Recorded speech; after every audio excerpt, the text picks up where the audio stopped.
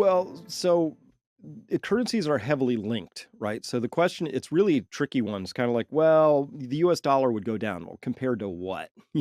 Well, compared to other currencies. But if those other currencies are busy making themselves useless as fast as possible too, then it's just like we're Yeah, that's asking the the problem. question, which skydiver is falling faster, right? Mm, It doesn't really matter. So the Japan, I mean, Japan to me is the fractal poster child. You want to understand what's going to happen to the US. Japan leads us please. by a few years, and they are way over the tips of their skis at this point in time and in deep Can you world hurt. please explain that to us? Japan, could Yeah, talk us through that, please? yeah, very, very quickly. So read, just Google Japan GDP, first chart that comes up. It'll be right at the top of the Google search. Um, so normally, what happens, your gross domestic product is the total output of your country, right? That's every activity ostensibly by all the people out there, right? And Japan has this thing where it has an aging and declining population because they've got very strict immigration rules. So if you look at this, this is astonishing. So Reed, just sort of hover over the peak, that near-term peak there, that's like around 2010-ish. And If you can Chris, just mouse over it.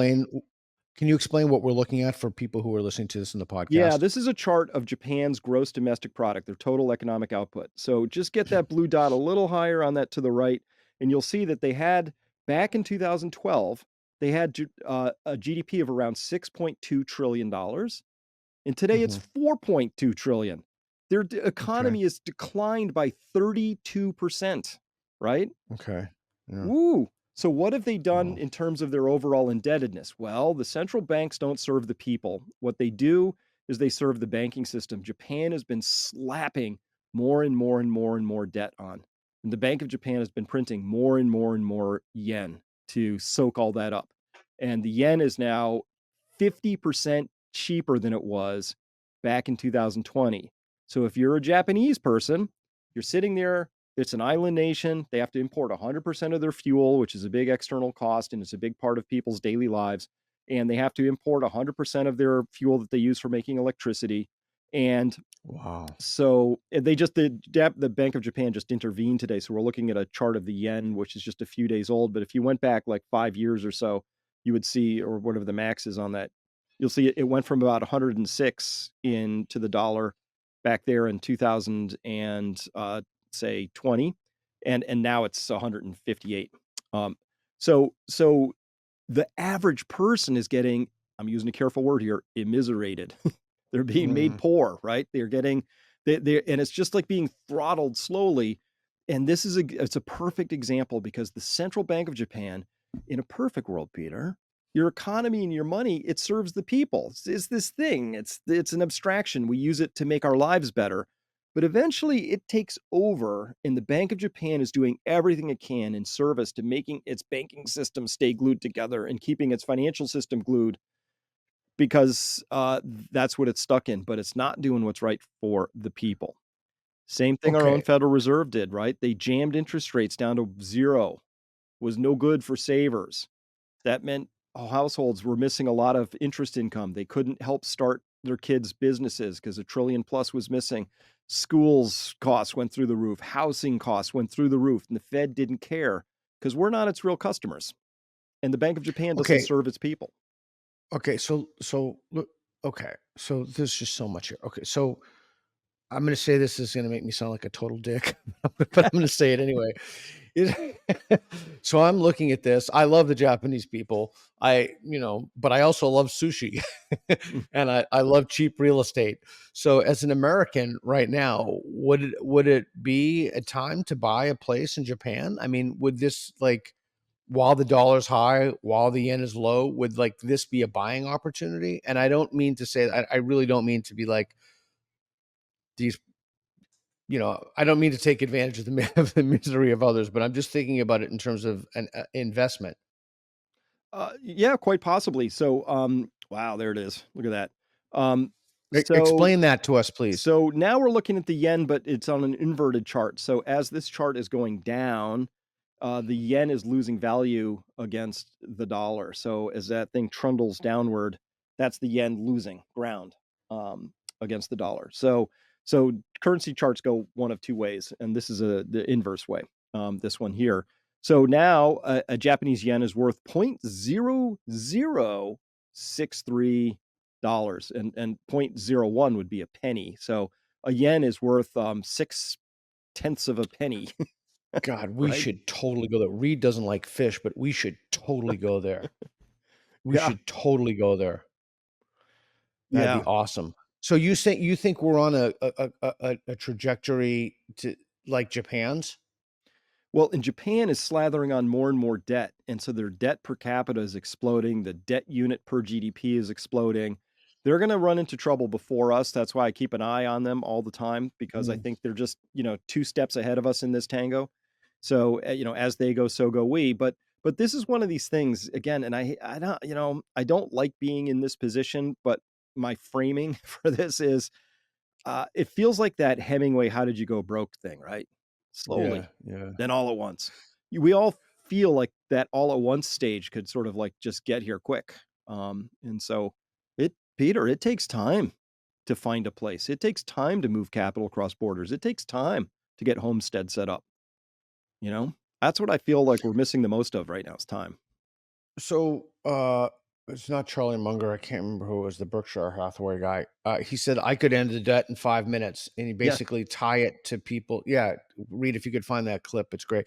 You basically tie their Congress's employment to the fact that to the deficit and it's solving that. But I guess we haven't done that because there's no will to do that, and now it's just too late, and people are like, "Well, fuck it, we're gonna go broke as a country anyway, so we might as well live the party life and Yeah. go down having fun." Is that the idea that people? Yeah, I think that's it. I think that most of the people in power have grown up in a time when you haven't had to worry about this kind of stuff, right? Because we've always been able to Mhm. print more monies. But let's yeah, there it is. Warren There it is. Buffett. I could end the deficit in 5 minutes. Yeah, Warren Buffett. I could end the deficit in 5 minutes. You just pass a law that says that anytime there is a deficit of more than 3% of GDP, all sitting members of Congress are ineligible for reelection. Okay, so that why didn't we Yeah. do that? That old chart that Reed pulled up in 2020 or 2000, yeah, 2000 before the hockey stick came. Why didn't we just do that then? Is because why? Why didn't we? Why haven't we done anything about this problem? Like it just seems crazy to me. Well, so when I said something, it doesn't sound all that drastic, right? When I said the US is deficit spending about 7% of GDP, doesn't sound like that much. But if you had to shave those 4% off to get back to 3%, we'd actually have overshoot. That would be about a 10% economic decline, I would bet, when the dust settled. And that would be millions of people out of work. That would be ruined tax hauls for Better than the alternative. it is, but that muscle memory for people who know how to make sacrifices and articulate why we're gonna take a little pain now, I think people would be open for it. You remember Ross Perot got, like, all these votes because he had the funny Yeah, ears sticking out, and he told people, like, what they yeah. didn't wanna hear with pie charts about, how we had to he was talking this story back then, and we decided not to go. We forget it. We didn't wanna look at it. So this is literally that there's so many parables in history, and you can find this in the Bible over and over again. This is a people who fail to heed the warnings and to act like adults, and then consequences show up. Wrath, Yeah, ire, yeah, yeah. brimstone, I however you want to characterize it. But this is a self-inflicted wound entirely. This yeah, won't be mysterious. I'm so happy you said that. We only have a couple minutes left. I'm so happy you said that, and I just wanna stress again, we did this to ourselves. Like, Mhm. this is a problem of our own making. So if you wanna know who's responsible for this, we should be looking in the mirror.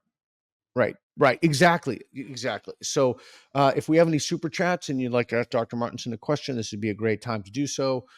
Um, yeah, and I'm trying to is there any positive or hopeful or optimistic note that we can end on? Like, is there any kind of beside the Hail Mary of AI or American dynamism, or is there anything positive we can end on? Well, and I can't wait to talk about this. It is Yeah. uh so what I've started to do, and this is new, and this is I'm actually going to show this chart in about an hour, because I'm giving a talk in my town. I live in a little town, Chester, Massachusetts, tiny, maybe 1,300 souls here. And I've started to take this story to them to say, hey, here's this stuff. What do we want to do? Who do we want to be with each other? Are we all going to sit in our homes insulated, thinking that we're responsible for our own immiseration? Are we going to struggle silently alone, or are we going to somehow come together as a town? And I feel like that first, like people coming back to engage in the way we were supposed to, right? That laziness when I was pointing at myself, right? We're to blame. That part we're going to have to shuck that off. Now this is going to be hard work, but I'm all for this, right? I actually think this is gonna give people lives of meaning and purpose again, and it's gonna be hard as all get out, and we've had very easy lives, and I'm gonna pre-mourn Yeah. the loss of that lifestyle because it's easy, I love it.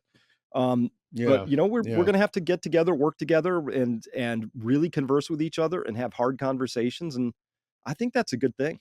I really do.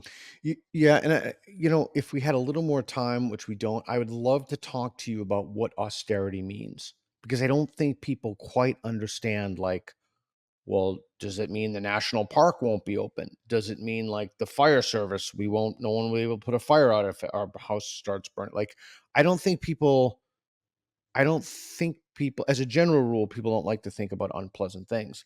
Right. But austerity and the type of austerity we would need to fix this problem are so drastic and so dramatic that that would leave a horrific taste in people's mouths. So I think it's better, like the three monkeys, hear no evil, see. Like I think people just, I think that there's a people just don't want to hear about this, and I bet you that, we'll get a lot of negative comments from people, maybe not people who tune into our show, my show, but Mhm. a lot of negative comments like, oh, why are you bringing this up? Why not?